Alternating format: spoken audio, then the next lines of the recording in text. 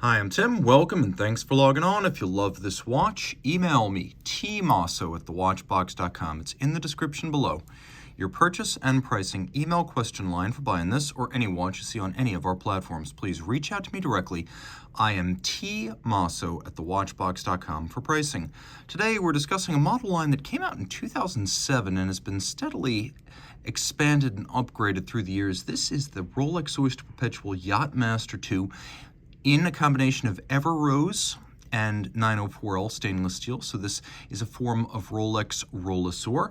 116681 is the reference. The timepiece is 44 millimeters in diameter. It is 14 millimeters thick from lug tip to lug tip. The case alone is 50 millimeters. If you add the solid end links to the bracelet, 57.2 millimeters, and a 21 millimeter spacing between the lugs. And we're going to pop open this clasp here, which is a double locking clasp. More on that in a moment. Throw this watch on my wrist of 16 centimeters circumference. To my great surprise, especially given the end link to end link dimension, I can actually wear this watch. Every once in a while, I do a zoom out shot, which I call the distance shot, so you can get a sense of how the watch looks in proportion to the rest of my arm. And as you can see, my hand is fairly large, my arm is fairly long, and this watch actually fits.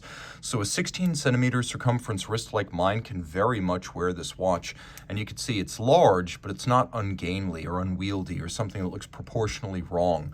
Getting a little bit closer now. The watch is maybe not quite as thick as I would have expected, and it should fit underneath most shirt sleeves and all jacket cuffs. Looking down the barrel, you can see that the end links do go beyond the end of my wrist, but the lugs of the case do not. Over the top, which always exaggerates the size of the watch, it looks more and more reasonable further away you move, but I am at the limit. 16 centimeters circumference and up. That's the wrist you need for this. Rolex has its own foundry, makes its own cases, clasps, and bracelets. As a result, it controls the alloys it uses. Everose, which came out in 2005, is an exceptionally red and exceptionally fade-resistant gold alloy, including elements of platinum to resist fading, copper to give it a redder tone. It is ever rosy. Its redness will not fade to rose or pink, so it stays intense over time, hence Everose.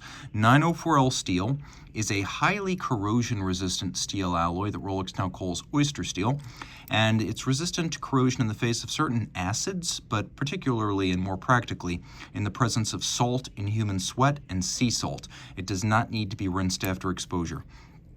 Taking a look at the links, you can see we have screw-fixed removable links on both sides of the clasp. Inside the clasp, you'll find a Rolex Easy Link tool-free adjustment. Snap in, snap out. The total adjustable range here is 5 millimeters. And then we have a clasp with a double lock. I talked about that a moment ago. What does it mean?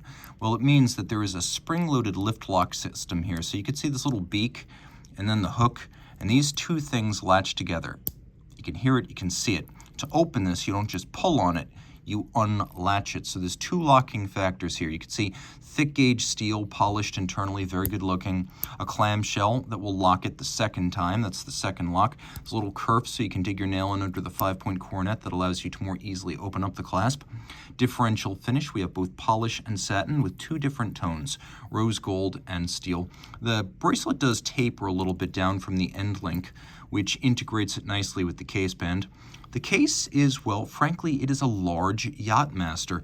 It is not the super case profile with the sheer sides and the squared off lugs that you see on a lot of the sports watches. It really does look like a very large version of its smaller brethren. We have crown. It is a trip lock in gold, and you can tell it's a trip lock in gold because Rolex crowns are coated. 3 dots with the big one in the middle. That means gold, and it means trip lock. We have chronograph pushers that have a little bit of a almost like a knurling on their side, triple for the reset, double for the start-stop. And then the bezel, which is called ring command, it's actually part of the movement. So you may not guess that at first glance, but it is part of the movement, and it's used to control the complication. You can see a Cerachrome blue ceramic insert on top to help resist scratches. And then we have rose gold deposits inside that give a nice tonal contrast, and you can see there's a little bit of a well into which those deposits are deposited. There's a very slight bevel to the crystal, and then the dial. Rose gold hands, rose gold indices, plenty of luminescence. We're going to do a lume shot now. You can see it uses Rolex's proprietary chromolite blue luminescence, which is bright and enduring through the night. We have the, quote, Mercedes-style hour hand here, and a dial that is truly white. It is not silver white, it is truly white, lacquered white, with red, black, and blue printing. We have a 10-minute scale. This is a regatta timer, so it's used to count down to the start of a match, which is one race within a regatta or a sailboat racing series. So the regatta might be the America's Cup, it might be the local Thursday night Blue Jays and Optimists, but if you were sailing, the countdown to the start is important. And the countdown to the start may be non-standard, so it makes sense that you would be able to program it. First, let's take a look at the basic functionality. You start the chronograph, there's no stagger or jump because this caliber 4161 uses a vertical clutch, which means that given no play in the meshing of the mechanism, there's no jump or rock in the movement of the seconds hand. Because of the vertical clutch, there's no additional wear and tear, so you're also able to just leave it running full-time if you like that. Now, there is a flyback action.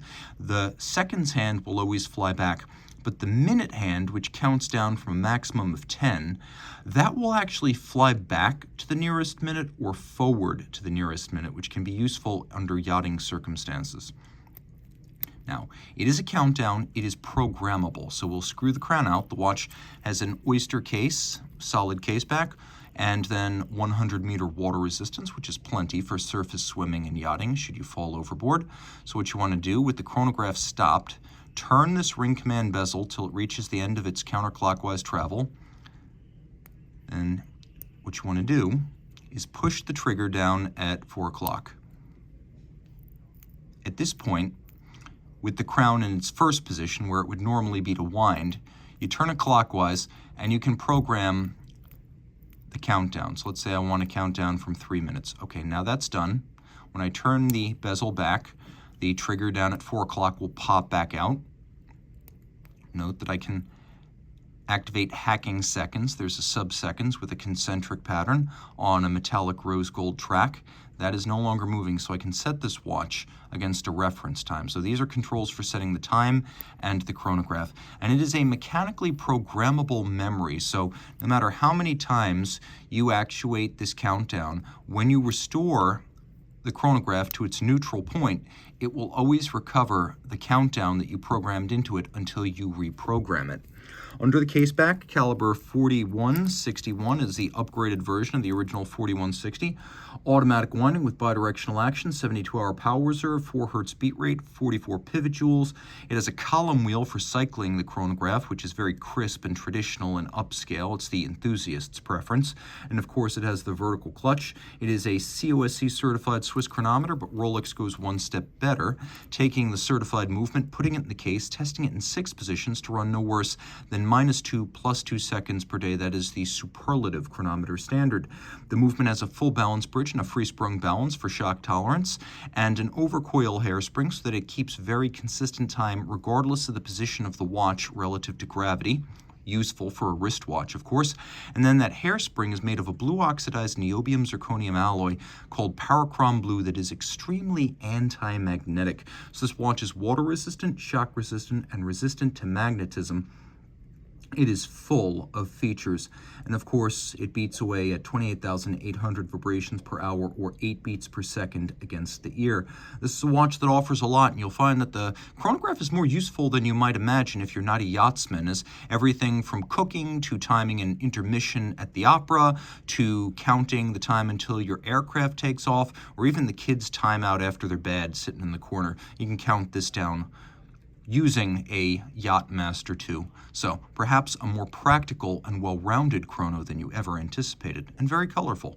Reach out to Team Mosso at thewatchbox.com for purchase and pricing details.